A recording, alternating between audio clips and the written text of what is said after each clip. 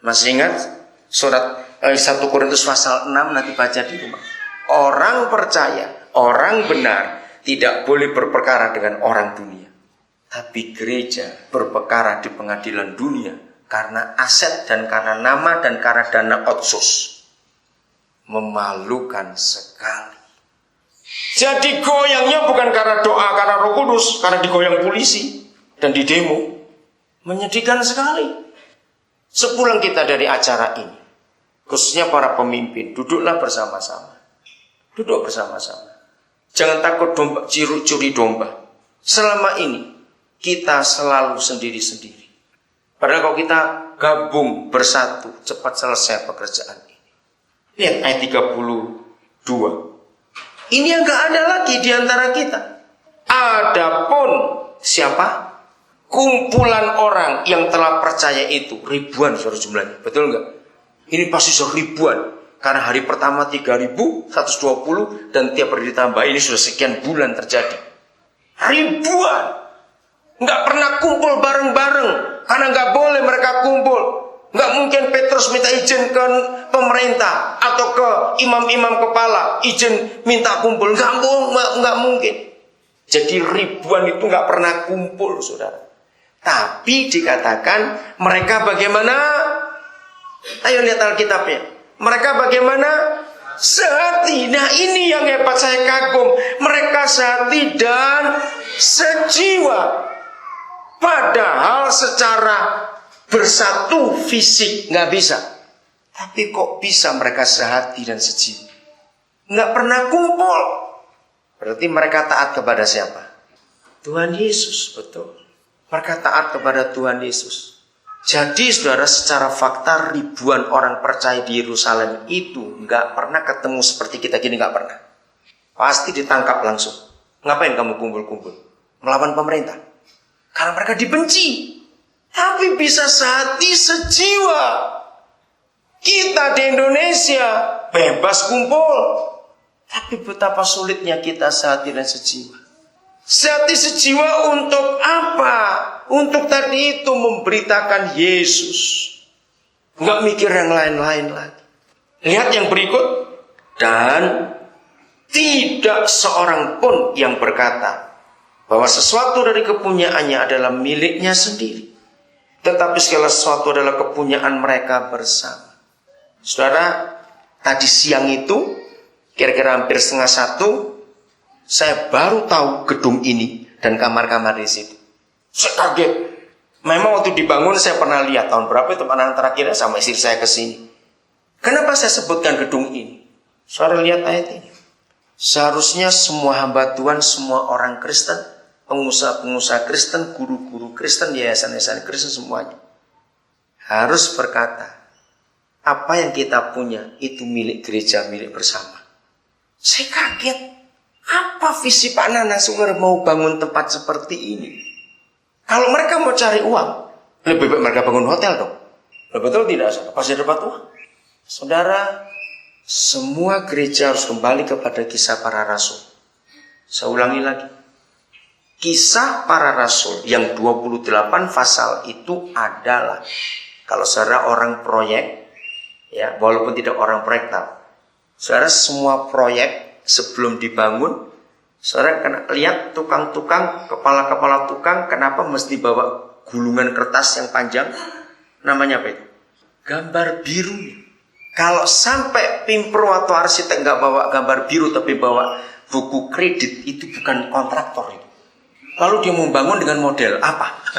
Ngerti istilah ini? Nah, seharusnya gereja mau apa saja yang dipegang adalah 28 pasal kisah para rasul. Karena ini gambar biru gereja. Gereja tidak boleh menyimpang dari gambar ini. Kalau gereja menyimpang dari gambar kisah rasul, itu bukan gereja. Dan terbukti karena kita keluar jauh dari gambar ini, maka itu terjadi perpecahan di antara kita dan gereja tidak berfungsi.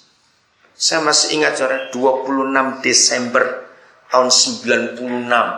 Jadi lama sekali. Saya masih ingat, saya nggak akan lupa. Malam itu Kami baru pulang suami istri dari pelayanan Natal guru-guru sekolah minggu di GKKA, sebuah gereja.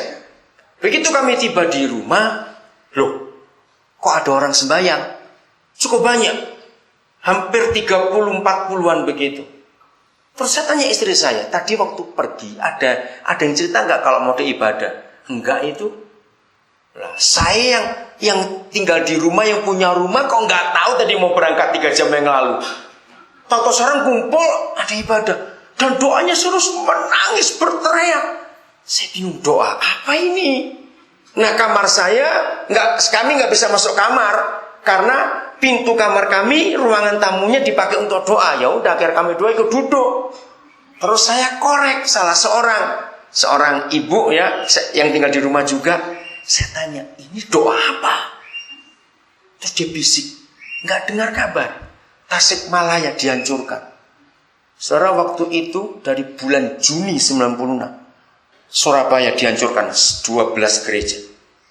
Ya. Lalu akhir Oktober, Situbondo 20 sekian gereja dihancurkan. Sampai ada martir. Gembala sidang GPPS, Bapak Isa Kristian bersama Ibu Gembala, bersama pengerja, bersama kemenakan, bersama cucu dibakar hidup-hidup di dalam gereja. Itu Oktober 2096 akhir. Itu saya sudah marah, saudara. Saya marah betul. Marah kepada pemerintah. Ini gereja dibakar. Sampai ada yang mati pendetanya. Kenapa dia? Wah, saya marah betul. Ini sekarang Tasikmalaya. Saya nggak bisa berdoa. Saya marah betul, saya marah. Tapi saya nggak bisa marah di situ karena orang masih menangis berteriak minta perlindungan Tuhan. Saya nggak tutup mata. Istri saya suruh pegang tangan saya. Saya bilang, besok saya mesti ke Jakarta. Selesai doa itu, saudara, saya masuk ke kamar saya. Masih ingat yang tahun 90-an awal, Pak Harto membuat program P4, pengamalan Pancasila. Saya termasuk salah satu tutor. Saya maki-maki Pancasila. Saya robek piagam P4 saya. Saudara, gak mau ikut-ikutin lagi. Betul-betul saya marah, saudara. Saya berkata pada istri saya, besok saya mau ke Jakarta. Entah ketemu presiden atau anggota DPR, MPR, saya mau ngomong, saya minta keadilan.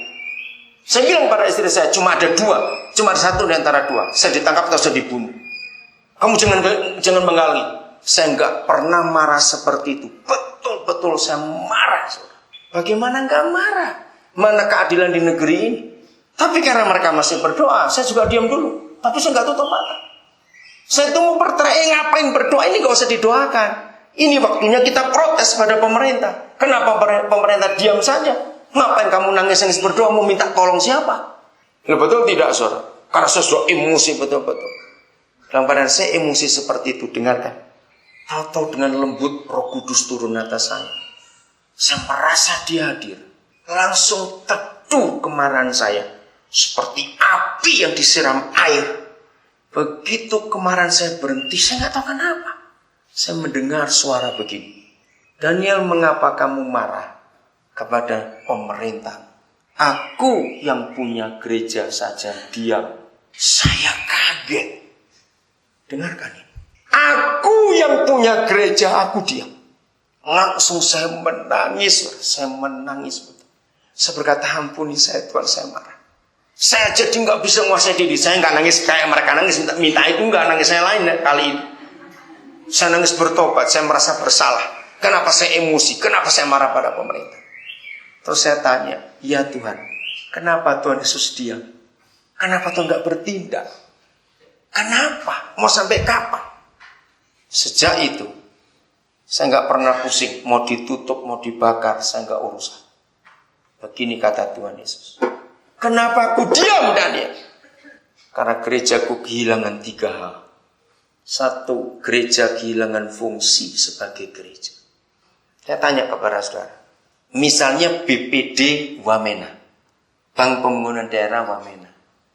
Kan sebagai besar uang pemerintah di situ. Uang pegawai negeri, betul, uang proyek apakah di situ. Atau BRI lah salah satu. Tiba-tiba bank itu jadi rumah makan. Saudara marah enggak? Lu cepat jawab, saudara marah tidak? Kenapa marah? Uang saya mana? Kok jadi rumah makan sekarang? Ngerti sih?